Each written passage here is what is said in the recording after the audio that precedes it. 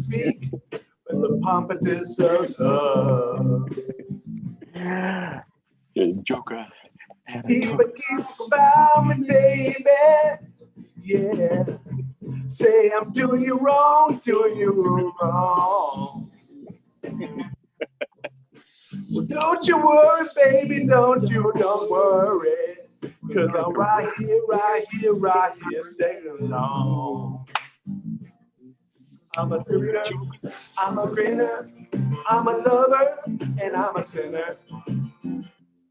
Play my music in the sun.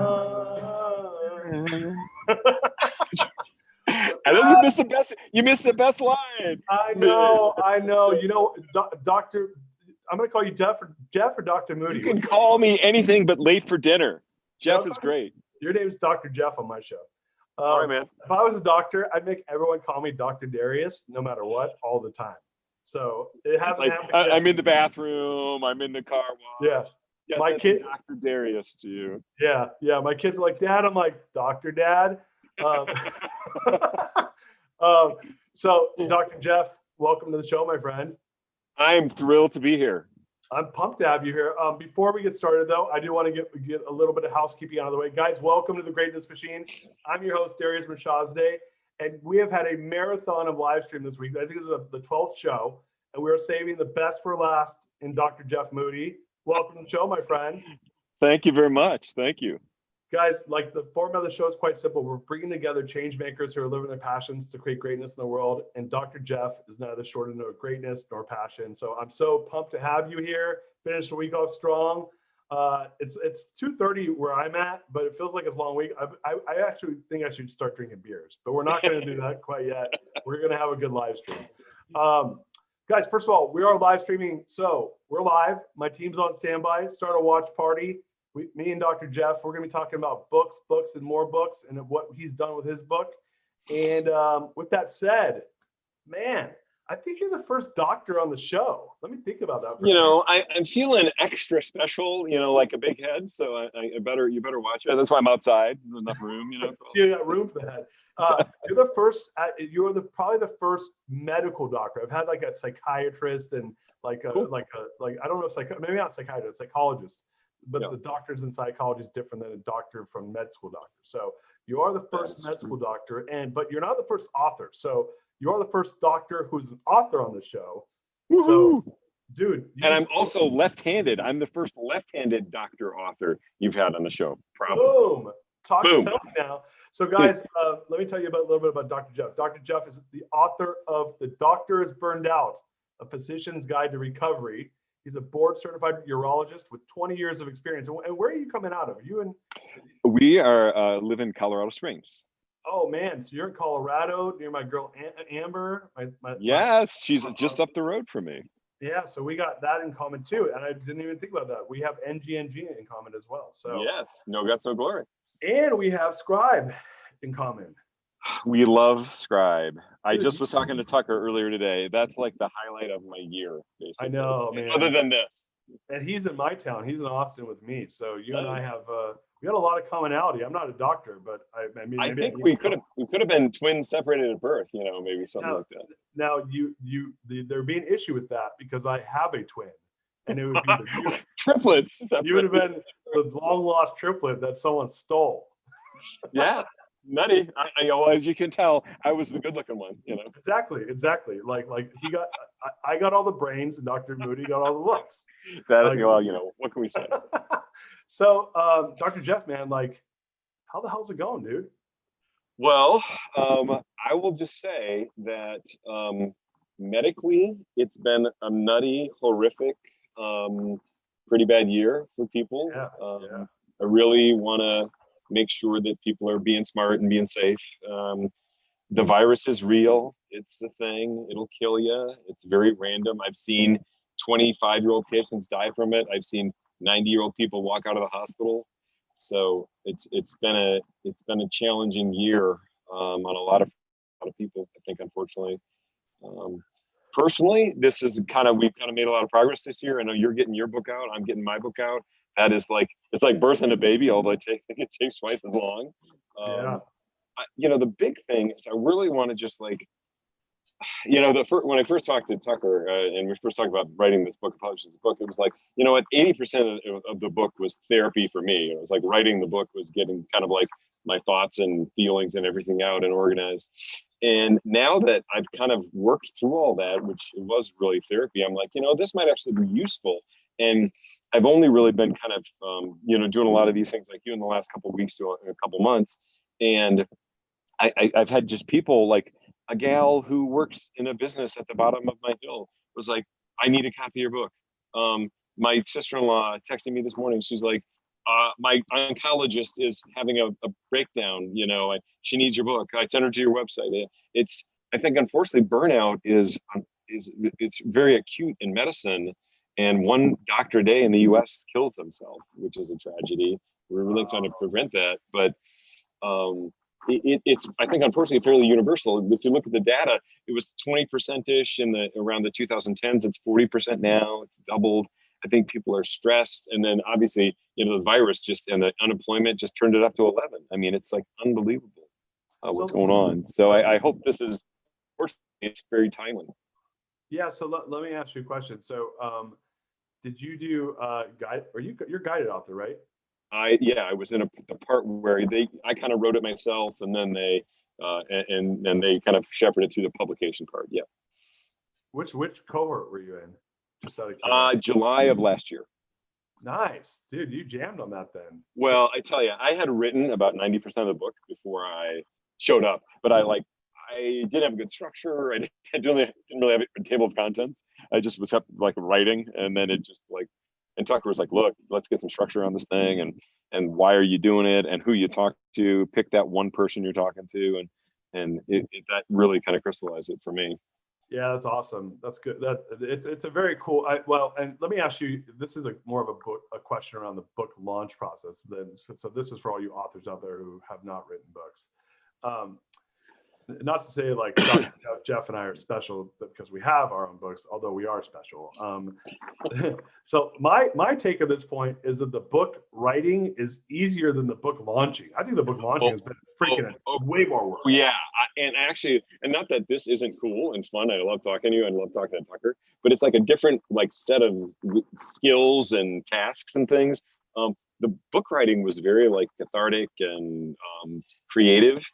And this is just part of me that's like not something that we don't go to medical school to learn how to talk about your book to other people or do marketing or those types of things. So yeah, but it's been I'm like, I feel like I need to keep learning always through my whole life or my brain turns to mush. So this has been like just another kind of like, I'm trying to look at it as a way to like learn things and have fun and help people, and so far that's working out, That's cool. So is this your first book you've written? This is my first book. I've written a lot of like scientific papers and book chapters and things like that for medical things, but this is my first, actual book. And, when I don't know how about you thought about writing your book, but when I was writing this, I was like, you know what? I don't want to write a book that every doctor is going to like pick it up and go, and be asleep, 3 sentences into the first thing. I wanted to write a book that I would want to read that sounded like me. Like if we were sitting here talking, this is kind of what my book sounds like. It's like, I want it to be something that's meaningful and conversational, educational and informational and transformational. I don't know if there's any other AL words I can use, but that's kind of what I'm going for. Yeah, no, that's cool. I think mine's the same way. My friends that know me who have read the book, they're like, oh, it sounds like you, except you don't say fuck as much in the book. Actually, I don't at all. I cut them all out. I'm like, because I don't want to offend people in the book. They can watch my show if they want to hear me drop F-bombs. But so yeah, let's talk about this because I mean, I can only imagine right now in the world that we're in, and you saw a lot of this in the news when COVID first hit. The PPE wasn't like supplied properly. You're reading these horror stories about nurses using garbage bags to protect themselves, and doctors who are like, like it's crazy when you're seeing that they're like back to back, not sleeping, taking care of like patients, overwhelming the hospitals, and so I got to imagine that's an extreme once in 100-year situation, right? Yeah. With the exception of maybe like a 9/11 or something where a local hospital gets crushed. So, obviously being a doctor is a very stressful job, and the personality I think it also takes to become a doctor, at least the ones, look, I know I have a fair number of friends who are physicians and doctors. They're all super A-type personality. They're all achievers. They're hard workers. They're super smart and they're perfectionists. And I don't know if you got those 5 qualities, but I'm going to guess you got a couple of them. I think those are all common traits, and I think they get expressed to different degrees and different people. I think, unfortunately, some of those lead to burnout, though, too. Like perfectionism, is a recipe for burnout. I feel like in a lot of ways, it's like you can only do what you can do, and I think some physicians, like they're like, that's not enough. They're like they keep driving themselves until there's nothing left of themselves. It's a conundrum where those traits that made you successful are now probably traits that could be killing you, or really harming you. So my question for you is, when you wrote the book, like what got you, like what were you that burned out physician that was like, there's got to be a better way? Like what was it? Oh yeah. I mean, like I said, this kind of started out as like, I got super duper burned out to the point about 5 years ago, I actually had what's the medical term is, had suicidal ideation. I thought about killing myself. No way. About 5 years ago. And like the millisecond actually I had that thought, it was like an electric shock, like went through my whole body. I'm like, oh my God, like something has to change. And, it just became this combination of a lot of little micro steps for me. Like I was like, I got to get better sleep. I got to get better nutrition. I got to start taking better care of myself. I work out every day. I have to deal with the things at work that are making me crazy and making my blood boil. And I have to start focusing on myself, getting myself better, and focusing on the situation and getting that better. And that was kind of like, and then as I kind of like, you keep doing all this and reading all these books, and if your book had been out, I'm sure I would have read it at that point. I mean, I did all these classes and, went to therapy, and at the end of it, you're like, God dang, I'm like if I got through this, then maybe somebody else has been where I've been. I'm like, maybe I can help them. I guess that's what got me to write the book. And so it's funny. And so I come from the entrepreneurial world where it's I think entrepreneurs, there's a mixed bag of them, but a lot of them have similar traits that I think physicians and doctors have, minus their ability to take tests. I think there's a lot more ADD and like they're bad at school. Yes. But they have the same energy and the same like drive and excellence and perfectionism, but they apply it a little bit differently. Right. So what's funny is you see a lot of the same stuff there. I will tell you, I learned the word suicidal ideation in CEO forums that I'm in, because I that was the first time in my life I've ever seen people, and I'll be honest with you, I had it happen to me once, and it did the same thing. It scared the fuck out of me. You're like, oh my God, like you can't even believe you like considered that or had that thought, Dude, I was just going through a rough time in my life, and I was like, dude, it wasn't that I wanted it to happen. I was like, I can understand why people off themselves. That was just it. Understanding it, like, and not like logically, emotionally, I understood it, and I was like, I'm like, I think that's called suicidal ideation. I was like, I can't believe because I never understood, I understand it intellectually, but I never understood it emotionally until this one moment that happened. And then what was funny is I brought it up to a CEO group I was in. I told them, I said what I just said to you.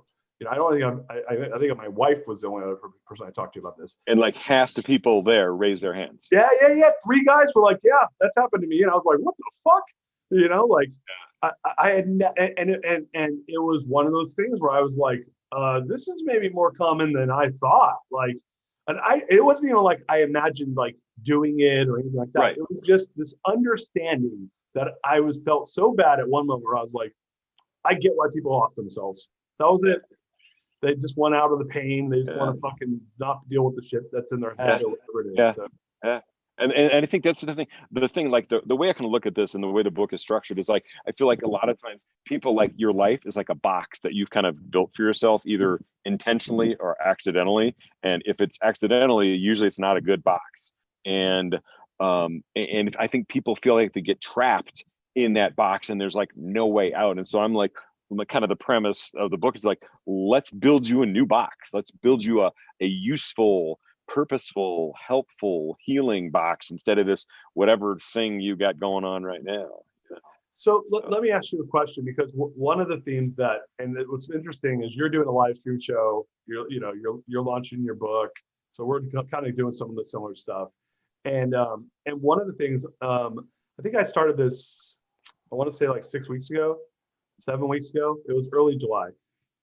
And I've done a lot of shows. I did I think it was close to 70 shows now. Yeah, nice. Which I don't I don't recommend doing 71-hour shows in 6 weeks. Just throwing it out there. It's probably not, if you don't want to burn out, don't do that. Maybe you should read here. I'll send you a copy of the book right now.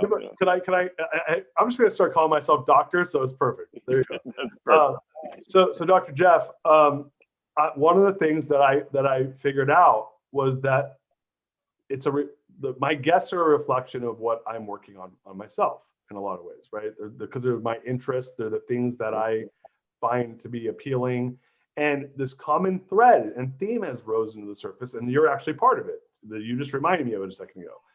I mean, today, this is the third conversation I'm having around purpose, just so you know. This is a third show, third conversation, 3 completely different guests. And this is actually the best example I have, is I have a guy who was a fencing world champion, who was working as an entrepreneur, who then became basically a coach who does purpose work. I have another guy who ran an entrepreneur that has a very successful child apparel store. They create a child apparel, like manufacturing business, who then became a coach, and then talking all about purpose, right? And then here you and I are talking about purpose again. So this is 3 times in one day, and this was not planned whatsoever. So yeah, in the back of your mind, it was planned though, probably. Yeah. My reptilian brain's fucking with me. Yeah. Right now. So, but my question for you is, what is the framework that, we talk about this box? What are the components of the box because my guess is it doesn't matter if you're a physician or if you're anyone. A physician just might be someone that they're like, well, this guy knows because he's had my experience, right? So you have street cred with a physician versus listening to Darius talk about it. Right. But what is the box? So, okay, that's a great question. And the way I kind of thought of this, I'm like, I'm a simple guy. I'm like, this is like, I just thought of it like as simply as I could. So I'm like, the floor of the box is kind of like all your past experiences. So it's it's everything your life is like based on. The walls are like your work, your spiritual, your social, your financial, your mindset, and your health. Kind of those are kind of the sides. And then the ceiling is really kind of your limiting beliefs. So that's kind of conceptually the way I look at it. And so wait, do you mind walking me through that again? The past is the bottom of the box. Right. So everything, like sum total of your life experiences, like everything that happened when you were a kid, everything you learned, shame and fear and all those things, that's kind of like your floor. And then I kind of think of it like your work or your work environment is one of the walls that you need to probably work on, especially in medicine. Your health, your fitness, nutrition, that's one of the walls. Your spiritual kind of and I'm not saying people have to be religious, but I do think there's probably a spiritual component to a lot of mental health and well-being. Your social wall, kind of how you interact with the other world. You have no problem with that, but believe it or not, a lot of physicians do. And the World Health Organization recently just reclassified loneliness, or they've seen that loneliness is as bad as smoking for your health. Wow. Yeah, it's like you've seen the movie or the book Bowling Alone. Are you familiar with that concept? But same thing. It's like, it's like no one goes bowling alone. And if you do, there's a problem, you're going to be in trouble. And then really, I think a big one for me, and I think a big one in general, is people's mindset or kind of the paradigms that they allow to run their life. And if you have a good paradigm, good lens, everything else is pretty good. If your paradigms are bad, I got to make more money than my brother because, we were always competitive, or we're a family of doctors and I have to be a doctor too, even though I hate it with every fiber of my being. Those, what are the things you allow to kind of run your life? And then finally, just the ceiling, like I said, the ceiling is just kind of people, I think, especially physicians, they're I went to med school, I did my residency, I've spent 15 years learning how to do this. Well, I got to do this now and I have to do it this way. There's a belief, there's no option generation. There's no hey, I had this discussion early this week with somebody hey, maybe you need to go to part-time. Maybe you need to go do something called locum tenens, which is where you're just mind somebody else's practice.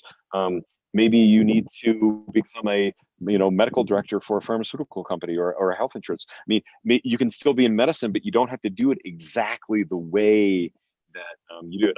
I don't know if you ever seen that movie Elf, James Caan, and so they're talking about James Caan, and they're like, I don't, I think I'd like to work. And the one kid goes, not the way my dad does it, So it's like, there's work, and then there's the way that some people do it, which is like bad. So I think and to me, for burnout, it's multifactorial. There's many different things that all lead to burnout. I think burnout is a result. It's not a destination. It's not like something that people strive for, but it's kind of a coalescence of all of those things that really finally just push you over the edge. The medical definition is emotional exhaustion, depersonalization, and lack of what's called personal achievement. So, but really, some people think of like compassion fatigue. There's a lot of different ways you can call it. Some people call it moral injury or human rights violations. And I've had this discussion with people recently too. I'm like, I don't really care what you call it, but like the end result is we got to get it figured out and handled. And like, you can call it Fred, for all I want. I'm sorry to all the Freds out there, but poor Fred. But like, let's get it looked at and handled. And I think another big component is like people then have to give themselves permission to actually care for themselves and get better. It's okay to have a problem and get it better. So sorry, that's a long diatribe, but I mean that's kind of the concept for me and for the people we work with. That's cool. And I love the approach. So I was just thinking while you were talking, I'm like, what happens when I burn out? Because I think, so like I hit burnout about 2 weeks ago. My wife made me go get a COVID test actually, because she thought I was, because I have crazy work ethic. Like it's sometimes I'm like, dude, how am I still working? Right? Yeah. Like I just don't get tired. Right? I wish I could do that in some sports I used to play, but I don't. And so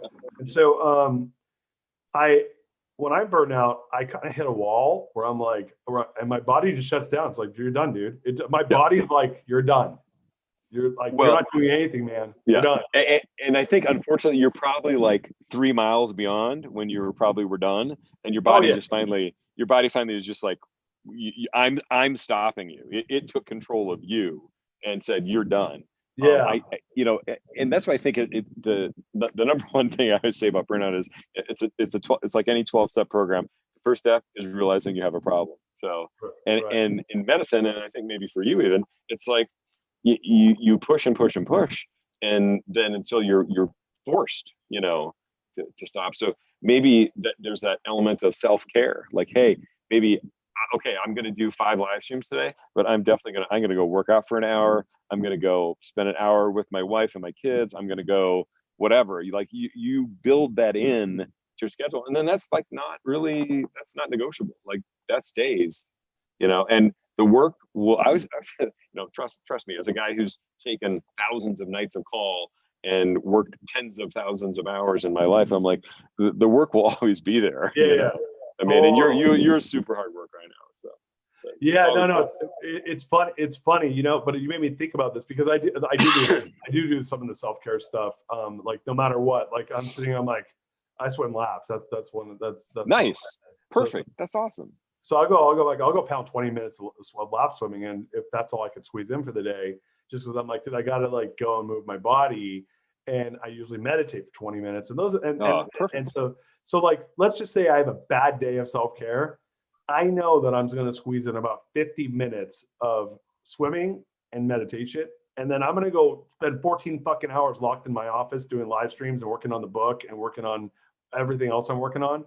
And where I feel off is like, okay, I didn't get to see my kids. I didn't get to see my wife. I'll squeeze in one meal with them. And I'm like, all right, I did 1 hour and 20 minutes of an 18-hour day doing stuff that had nothing to do with like the shit that I work, right?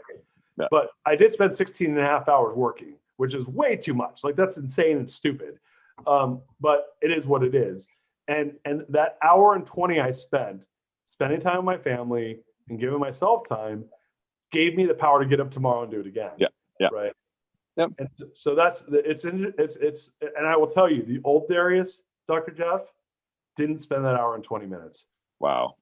Wow. I mean, and you, to tell the truth, you probably wouldn't be here right now, or you'd be like sick or in worse shape or something, if you continued that. So I'm glad you're doing it. I mean, the other thing that I would think about for you is like, I know you're an entrepreneur, you're super driven, but it's like, why? Tucker and I, this is our whole discussion was why do we do what we do to the extent that we do it? And then what do you want? If you answer those two questions, everything else gets really simple. I think I'm older than you now. I'm quite a bit older than you probably, but it's like, to me at this point in my life, like it's all about like simplicity and peace. That's really kind of like what I'm all about. Like, is this something that's going to bring me closer to those things, or is it something that's going to take me away from those things? And because it gets very straightforward once you know what you want and why you're doing what you're doing, and then because then everything else just falls away. It's focus. I mean, I'm not telling you anything you don't already know. No. Well, it's nice to hear from a different perspective, because the other reason I realized I'm doing this show is because it reminds me of all the things I need to be doing. So I'm serious. Like I get to hear a couple, even once a day from somebody. I learn from them, and I'm like, oh, that's a reminder that I need to be doing what I'm doing. So let me ask you a question. And this is me, I'm going to go plug my book for a second. My book's about how do you build a core value-driven organization. The reality is an organization could be a family, it could be a business, it could be whatever you want it to be.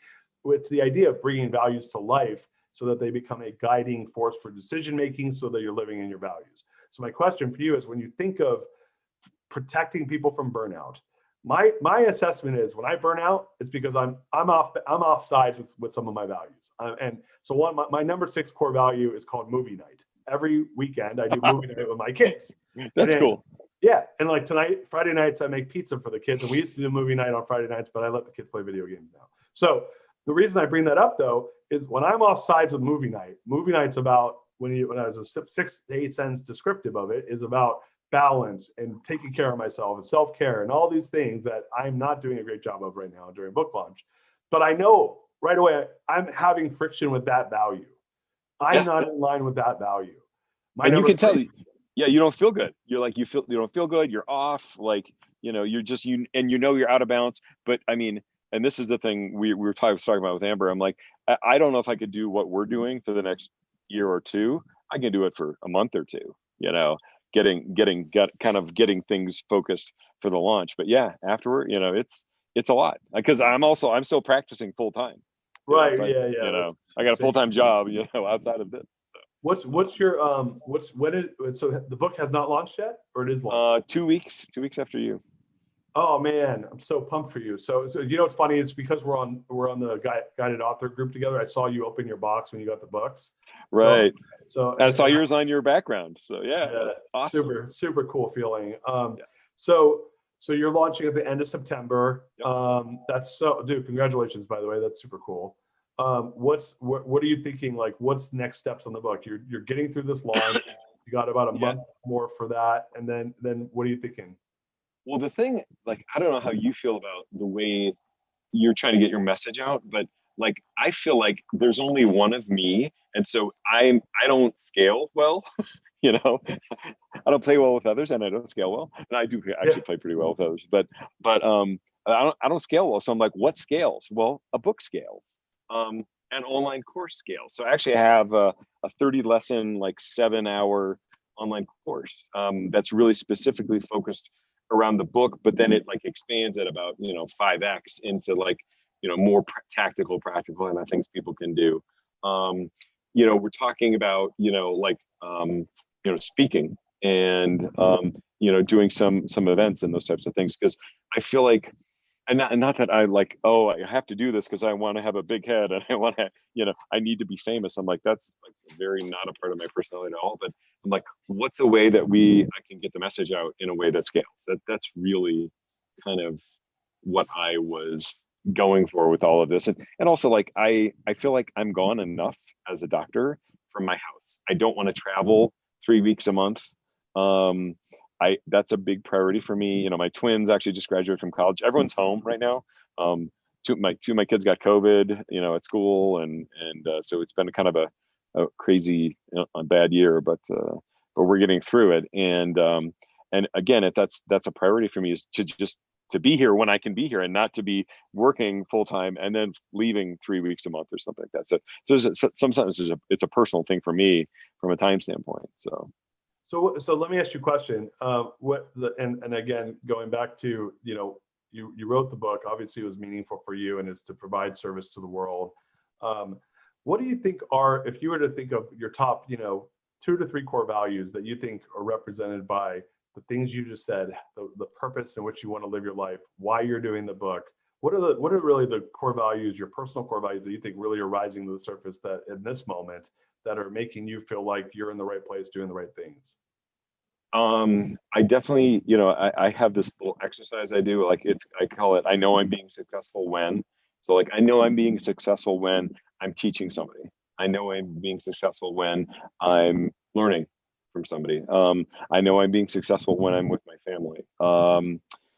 I know I'm being successful when I am pursuing opportunities. So to me, those are like things that I think are important to me. And as far as like values, like, integrity, say what I'm going to do what I'm going to say, those types of things, that's very high on the list. If I only had one value, that would be my only value, would be integrity. Okay. I think everything else falls from that. That's great. That's really good. Thank you for sharing that. We have a couple of questions from the audience, so I want to jump through those because we're getting kind of near the end of our. Oh yeah, I'm sorry. Yeah, I totally, dude. I got so wrapped up in our conversation, I forgot to look at the questions. Sorry, guys.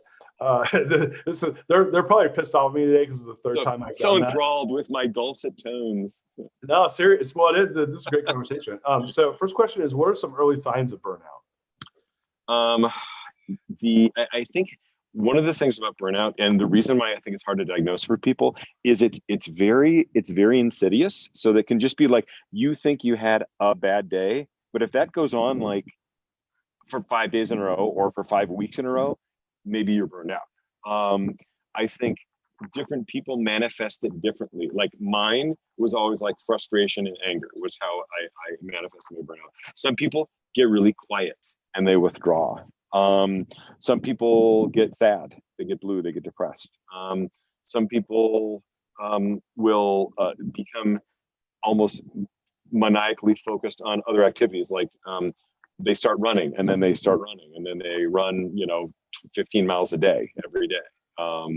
So I to a certain extent, I think of burnout kind of like addiction, where there's recovery from burnout. There's not necessarily a cure per se, because every day you're going to be tested every day. And if once you know what kind of your triggers are and what your response to is, and then what your appropriate kind of care plan and care response to burnout is, then I think it's a much more of it's an even battle when you know when it's happening and you can counteract it, versus when you don't know what's happening, you don't have any mechanisms to help yourself, you're in trouble. Yeah, it reminds me, I have a mentor, Rand Stagen, that says, with awareness comes choice, right? So having that awareness, then at least you could say, wow, I got to dial this back. And oh shit, man, like, did I just sleep 2 hours a day, like 4 days in a row? Probably. Yeah, you can say, you know what, I think I need to like only do 3 live streams, for the next couple of days or something. Yeah. Like I don't need to do a baker's dozen over here. And you'll be proud of me, Dr. Jeff. Next week I turned it off, knowing that I was going hard and heavy now. So nice. I'm supposed to go to the beach with my family. Nice. I'm only doing a couple of live streams. I think I'm doing 2 for the whole week, which is, I don't even know what that looks like in one day. So So I think you should do them in flip-flops and your swimsuit and a t-shirt. That's what I would definitely. I'm gonna have 2 beers in each hand. I'm gonna double fist and quadruple fist. Yeah, nice. my wife I was having a beer on one of the shows. I have a friend she does a Kiara, who's this amazing. She's a yoga sommelier, so she teaches yoga and she's a trained sommelier. Yeah, she's amazing. Wow. Cool. Yeah. She like, you check her out. She's freaking unbelievable, and she's like wicked smart. And so I'm like, dude, I'm on the show with the sommelier. We're drinking. So my wife's texting me during the show. She's like, quit chugging your beer on the show. You look like an asshole. She didn't say that. That's why that was my wife would never say. She would never say that word. but she like was disgusted with me drinking beers on the show. So, but you're allowed. You're allowed. I know. Doctor says it's okay. So. I was like at 6 o'clock at night. I'm tired. Let me have a beer. So second question, do you think that work can be a type of addiction? Oh, absolutely. And the one thing that Tucker and I were talking about is like work, drugs, sex, anything can become an addiction. But really the question is, what are you avoiding? It's an avoidance mechanism. You know, are you working so much because you don't want to be home? Because you don't like your home life? Are you working so much because like you never saw what a good home life was when you were growing up, so all you know is to work? Are you working so much because you're so afraid of scarcity, or not having money, or being having financial issues that it's all like what's driving it? But yes, absolutely, I think it can be addictive. But if you go one layer deeper, it's like what are you avoiding? What are you hiding? I think. Yeah. What if you're avoiding yourself, right? Yes. That's a big one, right? I don't want to deal with myself because I'm fucked up. So I'm just going to go and, do all those things. Yeah. And some of those things can be fun, but, but everything in moderation, right? Like work in moderation, there's the other stuff is to each his own. So, the rest of that quote, to each his own, said the lady as she tenderly kissed her cow. Really? That's the rest of that quote. Wait, say it one more time. To each his own, said the woman as she tenderly kissed her cow. Her gown? Cow, like a her cow. Her cow. I was like, why would you kiss your cow or your gown? Has said the lady as she tenderly kissed her cow. Yes. I love that. I'm gonna, dude. You just gave me a gift. This is such a great gift to end my Friday. No extra charge. Oh, thank you, Doc. So, Dr. Jeff, where do we go from here? Like, if people want to find your book, find you, where do they get connected? They can definitely come to my house. I have a lot of copies at my house right now. Probably a more efficient way for them to do it. It'll be on Amazon on the 29th of September. JeffMoody.com has a lot of stuff on it. You can sign up for my email list. You can get on my live streams like this. I want to have you on my live stream to return the favor. Let's do it. I got a course. I got, 2 turntables and a microphone. It's all going on that website. So I love it. Well, guys, you heard it here, maybe not first, but somewhere around first. Dr. Jeff Moody and his amazing book. I want to read it out. The Doctor is Burned Out, A Physician's Guide to Recovery is coming out 2 weeks after my book. You guys go support him. Support your friends who are doctors. They need it. This is probably every physician and anyone else in the medical field probably could read this and really learn a lot right now. So let's get it out to them and spread the word. And guys, Dr. Jeff, thank you, man. This is really fun. Oh, thank you. Totally appreciate it. And we'll get you back. Okay. Yeah, looking forward to it. And to the Real Darius tribe. Guys, you know the drill. At the Real Darius M, follow it, add it, do all the stuff, add comments, do all the schmaggity that we do to show support. Yes. The Real Darius is on YouTube. Go there, subscribe, so that if you miss one of these 100 live streams I do a day, it will email you. I really don't do that, man. I do like 2 or 3. And that's going to go way down, just so you know. So get it while it's hot. That's right. And last drop it like it's hot. Yeah, drop it like it's hot. Exactly. And last but not least, therealdarius.com. Go there. We'll be adding a bunch of great content. I don't spam. And that's where you get to see what's up for the week. I don't even know what I have going on next week. I know I got a couple shows. We got Bob Glazer on Friday. Nice. For those of you that don't know him, he did the Elevate series. That was a Wall Street Journal and USA Today. Nice. Times. So that's Bob. We got him on Friday. And I think I got another show with my son, Rumi, my 10-year-old. I told him I'd do a show with him before he started school. So we got 2 stars. And one other thing, just as far as your kids, it goes by in a blink.